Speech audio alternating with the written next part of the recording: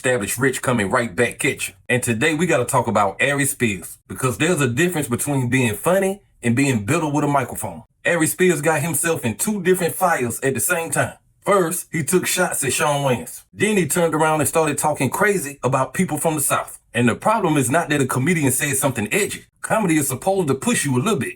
The problem is when the joke starts sounding less like comedy and more like a man who has a problem with everybody except the man in the mirror. Now with Shawn Wayans, Aries was talking like Shawn is some overrated diva who doesn't have the talent to match his attitude. But that's a losing argument when you step back and look at the whole career. You can talk about Shawn or Marlon Wayans stand-up, that's a fair game. But when you start talking like Shawn or Marlon Wayans are not accomplished, now you sound like you're trying to win an argument by ignoring reality. The Wayans family is one of the most important comedy families in Black history. They help write, create, act in, and build projects that people still quote, watch, and still respect decades later.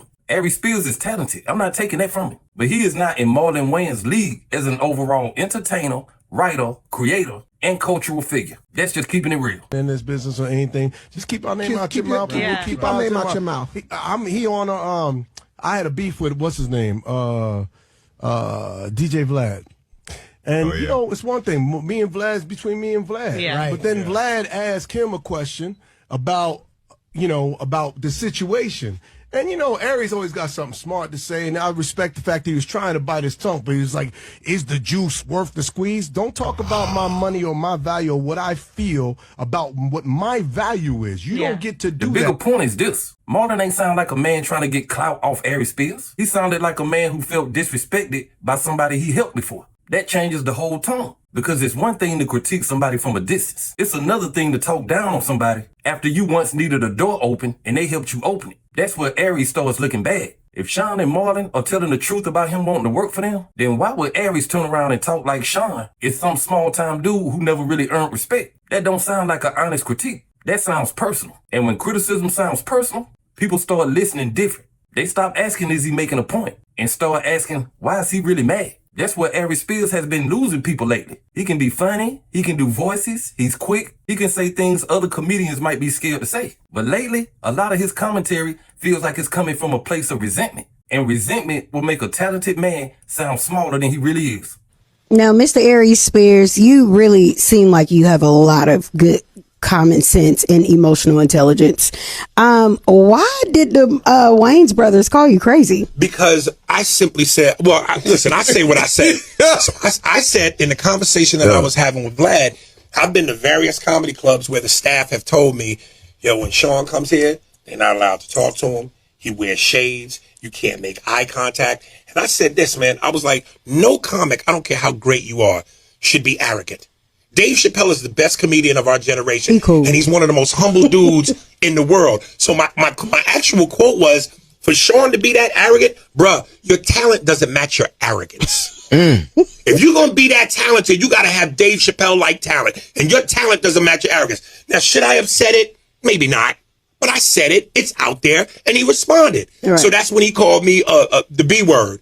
And I'm just going to say this. If you've ever seen his stand-up is as lethal as a starter pistol. Come on, B.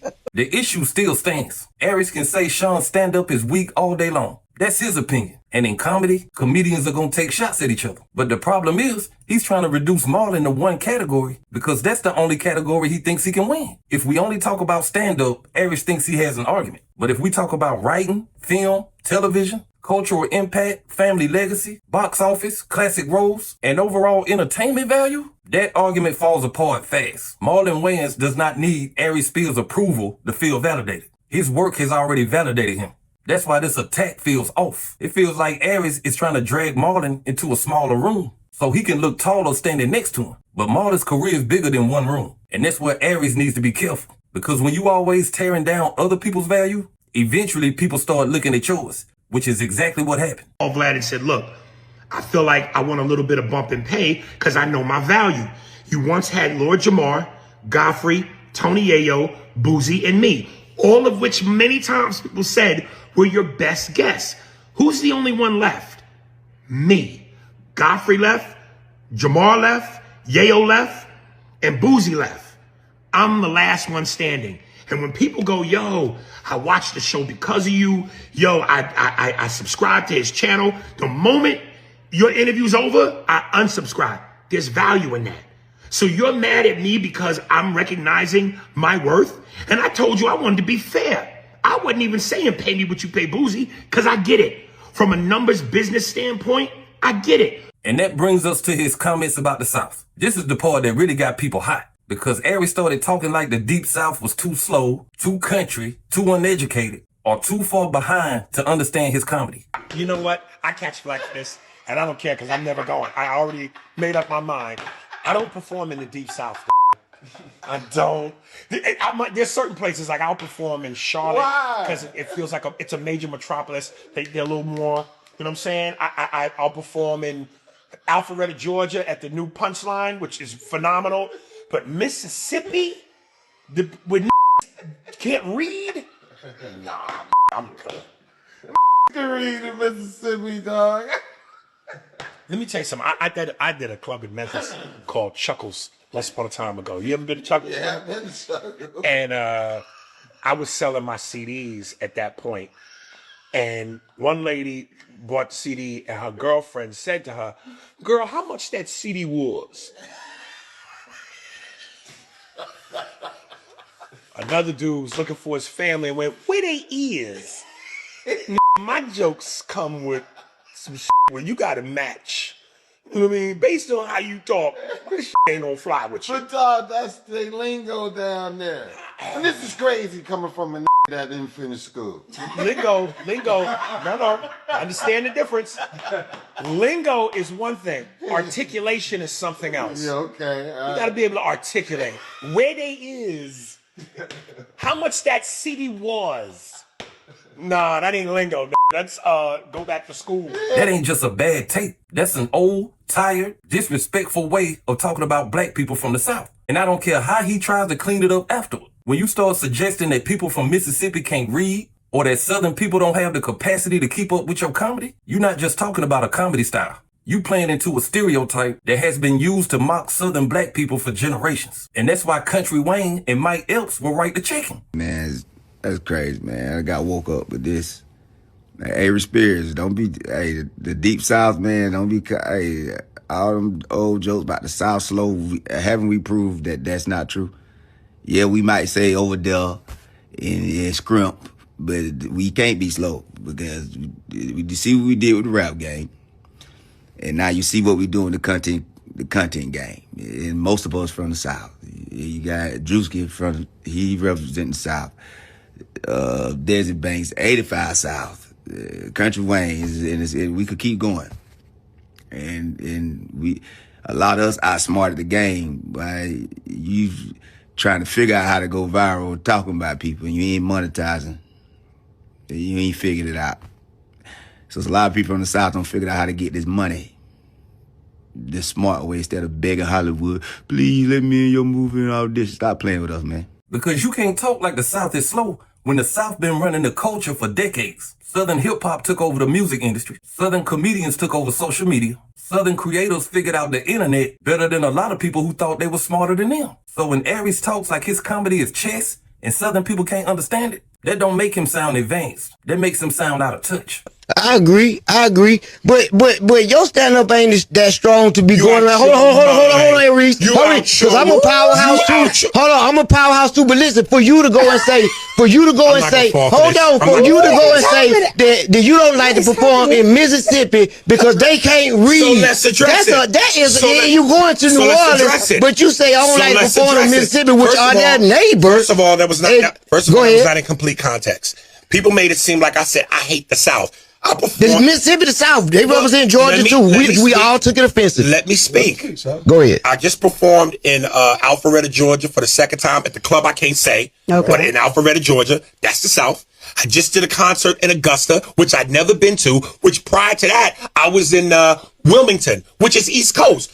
Augusta was better than Wilmington.